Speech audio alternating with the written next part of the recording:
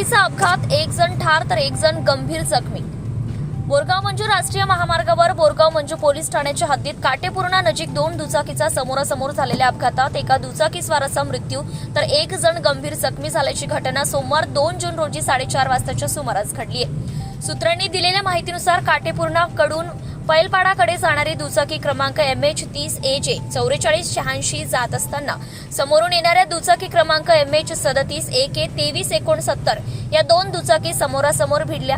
या अपघातात दुचाकीस्वार ओम संतोष नागे वय अंदाजे 21 वर्ष राहणार खडका हा गंभीर जखमी झाला तर दुसऱ्या दुचाकीवरील दुचाकीस्वार विराज संतोष टेकाडे कारंजा गंभीर जखमी झालाय.